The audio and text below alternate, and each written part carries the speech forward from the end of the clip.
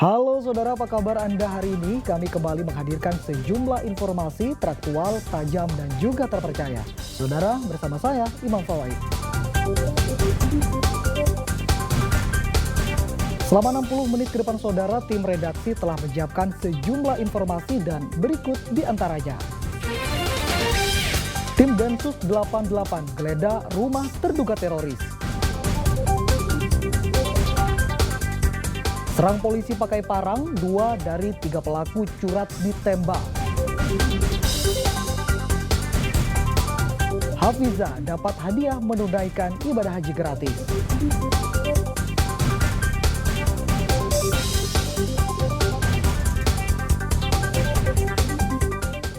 Saudara, tim Densus 88 menggeledah rumah terduga teroris di kawasan Sidorukun, Kelurahan Dupa, Kecamatan Kerembangan, Surabaya.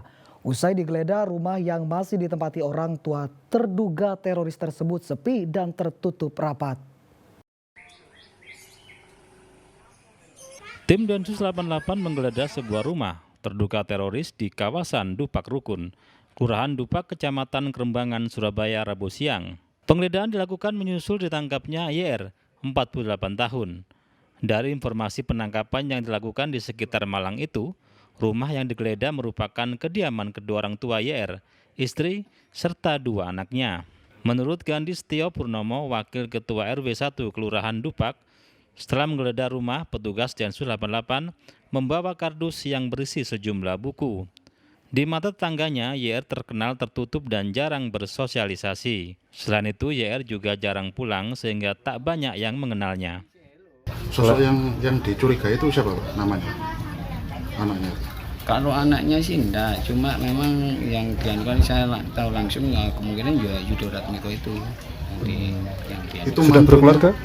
Apa? Sudah berkeluarga ya? Sudah berkeluarga. Sudah berkeluarga, anaknya yang saya tahu sih ada 2 tapi nggak tahu ya. Nggak tinggal di sini, Pak ya? Anaknya ada tinggal di sini.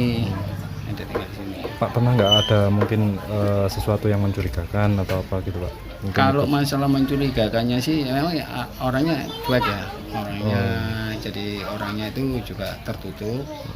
Jadi semrawung nanggone warga sendiri itu juga nggak Kurang ya? Ya kurang gitu. Usai penggeledahan, rumah orang tua YR dan toko kelontong yang ada di sebelahnya tertutup rapat. Belum ada keterangan resmi dari polisi terkait penggeledahan ini. Slamet Riyadi melaporkan dari Surabaya. Saudara, sebuah minibus di Lumajang terbakar hingga mengakibatkan 1 orang terluka. Peristiwa terjadi saat pemilik mobil memindahkan BBM subsidi dari mobil ke jerigen. Tiba-tiba api langsung menyambar seluruh bagian mobil.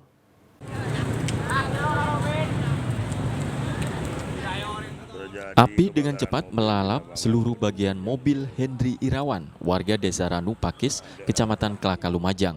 1 unit mobil pemadam kebakaran dikerahkan, namun api baru bisa dikuasai 30 menit kemudian.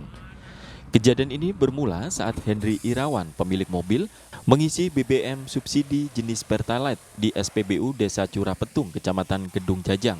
Lalu ia memindahkan BBM dari mobil ke jerigen. Saat pemindahan tersebut, tiba-tiba mobil terbakar. Akibatnya pemilik mobil terluka bakar cukup serius dan menjalani perawatan intensif di Puskesmas Kedung Jajang. Ya, katanya itu jam 1 kadang ada di sini. Jam 1 siang sini ya? Ada berapa kendaraan biasanya pura sini? 1 orang. 1 orang, kendaraannya main aja ya? Iya. Memang dekat dari SPBU ini?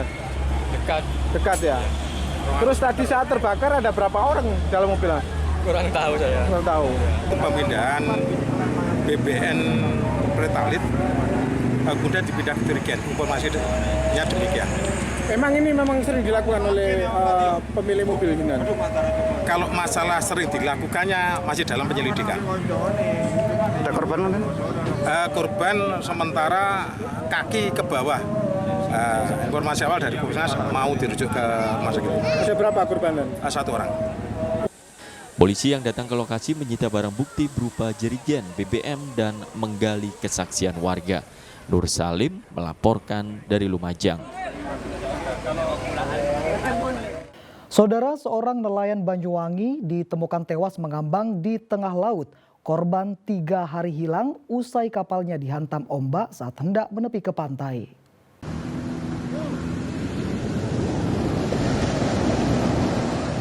Setelah mencari 3 hari, tim SAR gabungan akhirnya menemukan jasad Lationo, 41 tahun, nelayan asal desa Kedung Ringin, Kecamatan Muncar, Banyuwangi. Korban ditemukan tewas mengambang sekitar 5 mil laut dari titik lokasi awal tenggelam.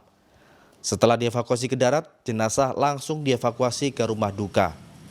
Satpol Air Polresta Banyuwangi tidak menemukan tanda kekerasan pada tubuh korban, sehingga dipastikan korban meninggal dunia karena tenggelam. Peristiwa bermula saat perahu korban yang hendak kembali ke pelabuhan tiba-tiba dihantam ombak besar. Perahu yang terdorong ombak menabrak perahu lain hingga benturan keras menyebabkan korban jatuh ke laut dan tenggelam. Bahwa dari nelayan sama Pak Agung menemukan korban di tengah laut, yaitu tepatnya 5 mil dari Pelabuhan Perikanan Gercegan. Kemudian koordinasi sehingga tim SAR melakukan evakuasi terhadap jenazah tersebut. Kemudian untuk jenazah dibawa kemana kan? Untuk jenazah saat ini langsung dibawa ke rumah duka di Muncar, langsung dimakamkan karena sudah terhitung 3 hari ini. Jadi dari pihak keluarga minta untuk segera dimakamkan.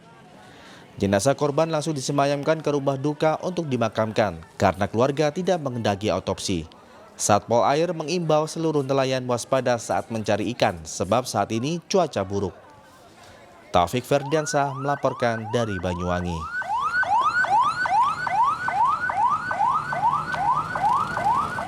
Saudara, tembok perselisihan antar keluarga yang menutup jalan dan pintu masuk rumah di Desa Tambak Boyo, Kabupaten Tuban, akhirnya dibongkar setelah ada kesepakatan damai. Tembok penghalang akses masuk rumah warga di Dusun Karangtawang, Desa Tambak Boyo, Kabupaten Tuban, akhirnya dibongkar setelah ada kesepakatan damai antara sepupu yang bertetangga ini. Pembongkaran tembok disaksikan Kepala Desa Piyak Muspika dan warga lainnya. Kesepakatan yang tercapai dalam mediasi itu adalah Nutri Sulis membongkar tembok dan memberi jalan 1 meter untuk akses keluar masuk keluarga Tina. Sedangkan Tina akan mengubah ruang tamunya menghadap ke barat jika nanti sudah ada biaya. Hasil mediasi yang dilakukan oleh Camat, Kapolsek, dan Ramil dan Pemdes serta kedua belah pihak yang berselisih ini juga dituangkan dalam bentuk nota kesepakatan. Camat Tambak Boyo Ari Wibowo mengatakan apabila salah satu pihak melanggar kesepakatan ini, maka kepolisian akan turun tangan. Kedua belah pihak saling menjaga kedamaian dan saling memberikan informasi kepada seluruh keluarga masing-masing dan lingkungan di sini bahwa persoalan yang kemarin sudah selesai. Semua kembali damai ke depan, insya Allah akan berjalan sebagaimana mestinya hidup bermasyarakat yang baik. Pak, apabila ada yang melanggar kesepakatan gimana? Jika ada yang melanggar kesepakatan, otomatis nanti Pak Kapolsek, Pak dan Ramil akan menindak sesuai dengan hukum yang berlaku. Sementara itu, Kepala Desa Tambak Boyo, Lilik Kustiono berharap kedua belah pihak bisa terus menjaga kerukunan dan menjaga komitmen damai.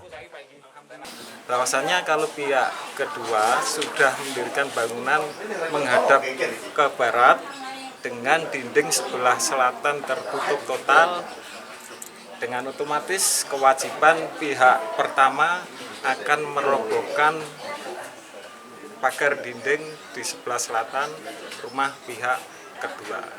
Jadi telah kita ketahui bersama, kesepakatan ini harus dipegang teguh oleh kedua belah pihak. Apabila ada salah satu yang mengingkari surat pernyataan dari kesepakatan ini, akan bertanggung jawab sesuai peraturan dan perundangan yang berlaku. Sebelumnya Nutri Sulis membangun pagar tembok tepat di depan rumah Tina sehingga tidak bisa keluar atau masuk. Ini dipicu ketersinggungan dan kesalahpahaman. Sapairan Wijaya melaporkan dari Tuban. Serang polisi pakai parang, 2 dari 3 pelaku curat ditembak. Informasi selengkapnya saudara akan kami hadirkan untuk Anda usai jeda berikut ini.